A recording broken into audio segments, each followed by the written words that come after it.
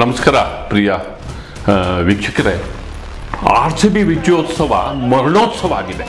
ಮರಣ ಮೃದಂಗ ಬಾರಿಸಿದೆ. ಮತ್ತು ಇಂಥದ್ದೊಂದು ವಿಜಯೋತ್ಸವ ಬೇಕಿತ್ತ?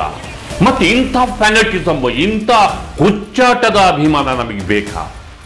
ಪ್ರೀತಿ ಬೇಕು, ಸಂತೋಷ ಬೇಕು, ಸ್ವಾಭಿಮಾನ ಬೇಕು, ಗೆಲುವನ್ನು ಸಂಭ್ರಮಿತ ಉತ್ಸಾಹ ಬೇಕು.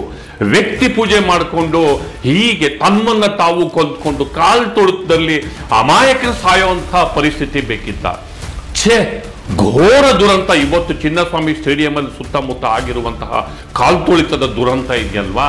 ತಮ್ಮ ನೆಚ್ಚಿನ ಕ್ರೀಡಾಪಟುಗಳನ್ನ ನೋಡೋದಕ್ಕೆ, ಕ್ರಿಕೆಟ್ ಕಲಿಗಳನ್ನ ನೋಡೋದಕ್ಕೆ ಬಂದು ತಮ್ಮ ಪ್ರಾಣವನ್ನು ಕಳ್ಕೊಳ್ಳುವಂತಹ ಪರಿಸ್ಥಿತಿ ಇದೆಯಲ್ಲ, ಯಾರಿಗೂ ಬೇಡ, ಯಾರಿಗೂ ಬೇಡ. ಯಾರು ಹೊಣೆ ಸ್ವಾಮಿ ಇದಕ್ಕೆ? ಇದು ಪ್ರೋಗ್ರಾಮ್ ಆರ್ಗನೈಸರ್ಸು ಸರಿಯಾಗಿ ಪೊಲೀಸ್ ಪ್ರೊಟೆಕ್ಷನ್ ಆಗ್ಬೇಕು ತಾನೆ? ಜನ ಜಾಸ್ತಿ ಬಂದ್ರೆ ಏನ್ ಮಾಡ್ಬೇಕು ಅಂತ ಅಂದಾಜಿರ್ಬೇಕು ತಾನೆ?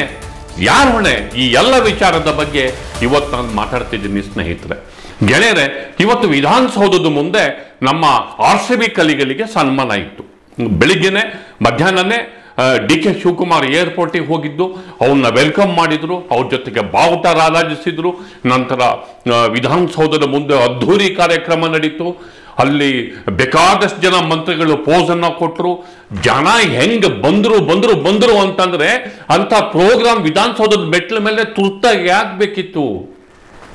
ಜನ ಸಮುದ್ರ ಹರಿದುತ್ತು.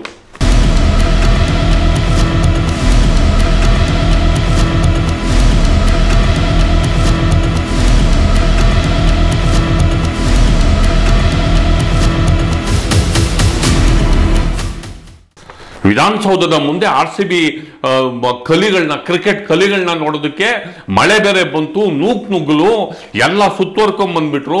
ಅಭಿಮಾನಿಗಳು ಸ್ಟೇಜ್ ಮೇಲೆ ಬಂದ್ಬಿಟ್ರು. ಅಂತೂ ಒಂದು ಸನ್ಮಾನ ಆಯ್ತು. ನೀವು ಟಾಪ್ ಆಂಗಲ್ ಅಲ್ಲಿ ನೋಡಿದ್ರೆ ಜನಸಮುದ್ರ, ವಿಧಾನಸೌಧದ ಮುಂದೆ ಜನಸಮುದ್ರ ಆಯ್ತು. ಸರ್ಕಾರ ಆವಾಗಲೇ ಎಚ್ಚೆತ್ಕೋಬೇಕಿತ್ತು. ಇವತ್ತು ಮಧ್ಯಾಹ್ನ ಮೆಟ್ರೋದಲ್ಲಿ ನೋಡಿದವರಿಗೆ ಇವತ್ತು ಏನೋ ಎಡವಟ್ಟಾಗುತ್ತೆ ಅನ್ನೋ ಸುಳಿವು. ಮೆಟ್ರೋದಲ್ಲಿ ಜನ ಬಂದ್ರು ಜನಪ್ರವಾಹ. ಆ ಕಡೆಯಿಂದ ಬಂದ್ರು RCB, ಈ ಕಡೆ ಬಂದ್ರು RCB. ಮೆಜೆಸ್ಟಿಕ್ ಅಲ್ಲಿ ಮೆಟ್ರೋ ಹತ್ತಕ್ಕೆ ಹೋದ್ರೆ ಕೆಂಪೇಗೌಡ ಸ್ಟೇಷನ್ ನಲ್ಲಿ ಅಲ್ಲೂ RCB ಕೂಗು. ವಿಜಯನಗರ ಮೆಟ್ರೋ ಹತ್ತಕ್ಕೆ ಹೋದ್ರೆ ಅಲ್ಲೂ RCB ಕೂಗು. ಅಂದ್ರೆ ಲೋಡ್ ಗಟ್ಲೆ ಮೆಟ್ರೋದಲ್ಲಿ ಜನ, ಲಕ್ಷಗಟ್ಲೆ ಜನ ಬಂದು ಚಿನ್ನಸ್ವಾಮಿ ಸ್ಟೇಡಿಯಂ ಕಡೆ ಹೆಜ್ಜೆ ಹಾಕಿದ್ರು.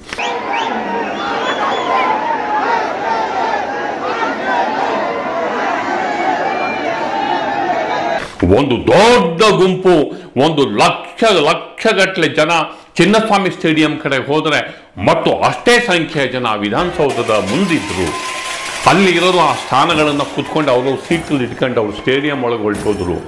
ಮತ್ತು ಅಷ್ಟೇ ಪ್ರಮಾಣದ ಜನ ಹೊರಗೆ ಉಳ್ಕೊಂಡು ಸ್ಟೇಡಿಯಂ ಒಳಗೆ ಹೋಗೋದಕ್ಕೆ ವ್ಯವಸ್ಥೆ ಇಲ್ದಲ್ಲೇ ಇರ್ಬೇಕಾದ್ರೆ ಕಾಲು ತುಳಿತ ಆಗ್ದಲೆ ಇನ್ನೇನು?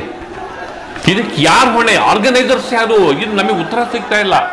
ಇದಕ್ಕಾಗಿ ಚಿನ್ನಸ್ವಾಮಿ ಕ್ರೀಡಾಂಗಣದಲ್ಲಿ ಇವತ್ತೇ ನಮ್ಮ RCB ಕ್ರಿಕೆಟ್ಗಳಿಗೆ ಸನ್ಮಾನ ಇಟ್ಕೋಬೇಕು ಅನ್ನುವ ಯೋಜನೆಯ ಪ್ಲಾನಿಂಗ್ ಯಾರ್ದು?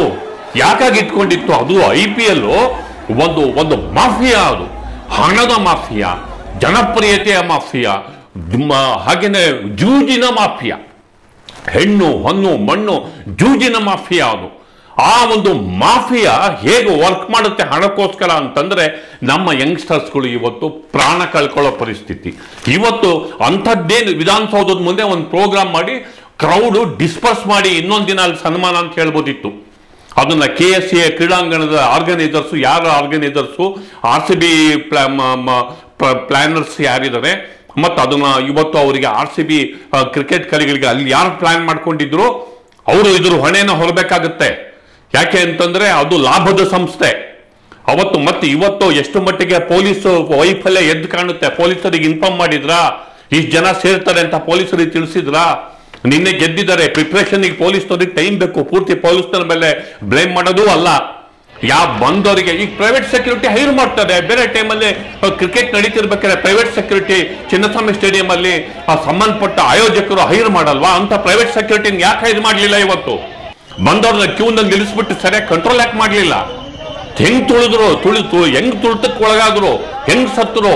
ಆಂಬುಲೆನ್ಸ್ ಇರ್ಬೇಕಲ್ವ? ಅಷ್ಟೊಂದು ಜನ ಬರ್ತಾರೆ ಅನ್ಬೇಕಾದ್ರೆ ಅವನ ಆಸ್ಪತ್ರೆಯಲ್ಲೆಲ್ಲ ಪ್ರಿಪರೇಷನ್ ಇರ್ಬೇಕಲ್ವಾ? ಯಾರೂ ಇಲ್ಲ.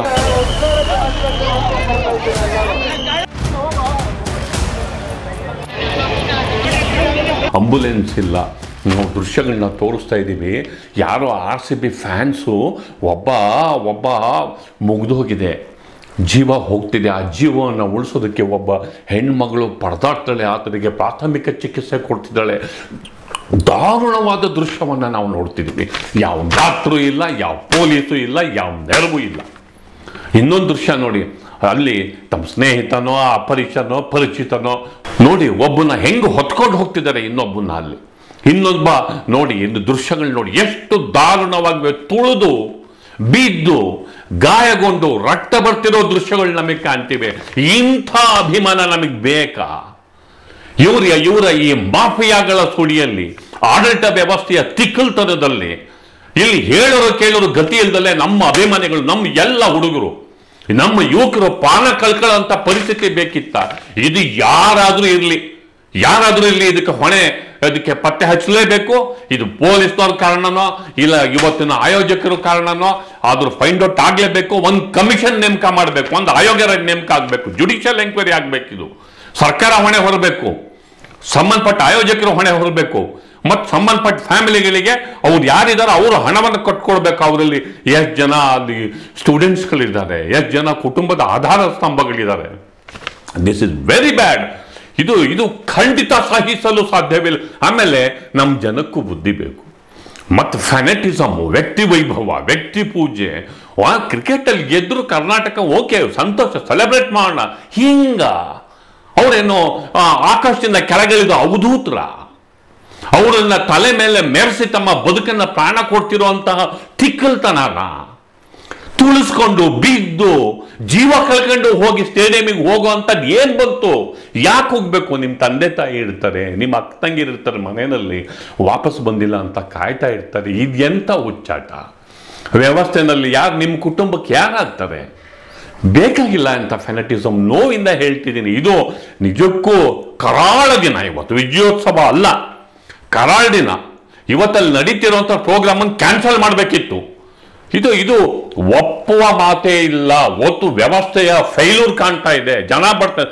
ಮಧ್ಯಾಹ್ನ ಮೆಟ್ರೋ ಸ್ಟೇಷನ್ ಅಲ್ಲಿ ನಿಂತಾಗ್ಲೇ ಅದ್ರ ಅಂದಾಜು ಗೊತ್ತಾಗುತ್ತಿತ್ತು. ಇವತ್ತು ರೋಡ್ ಟ್ರಾಫಿಕ್ ಜಾಮ್ ನೋಡಿದ್ರೆ ಇವತ್ತು ಒಂದು ಅಂದಾಜು ಗೊತ್ತಾಗ್ತಿತ್ತು.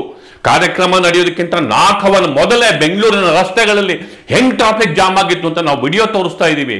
ಇದು ಖಂಡಿತ ಒಪ್ಪತಕ್ಕದ್ದಲ್ಲ, ಯಾರಿಗೂ ಹೆಸರು ತರ್ತಕ್ಕದ್ದಲ್ಲ. ಮತ್ತೆ ಈ ಗದ್ದಲದಲ್ಲಿ ಯಾರೋ ಪಬ್ಲಿಸಿಟಿ ಪಡ್ಕೊತೀನಿ ಅಂತ ಹೇಳಿ ಹೋಗೋದು, ಅವೆಲ್ಲ ಬಾಲಿಶವಾದ ವರ್ತನೆಗಳು. ಇದು ಅತ್ಯಂತ ಬೇಸರದಿಂದ, ಅತ್ಯಂತ ವಿಷಾದದಿಂದ, ಅತ್ಯಂತ ಆಕ್ರೋಶದಿಂದ ಈ ಮಾತನ್ನು ಮುಗಿಸ್ತಿದ್ದೇನೆ. ದಯವಿಟ್ಟು ದಿ ಪೋಸ್ಟ್ ನೋಡಿ, ಲೈಕ್ ಮಾಡಿ, ಶೇರ್ ಮಾಡಿ, ಸಬ್ಸ್ಕ್ರೈಬ್ ಮಾಡೋದಕ್ಕೆ ಮರಿಬೇಡಿ ಗೆಳೆಯರೆ. ನಮಸ್ಕಾರ.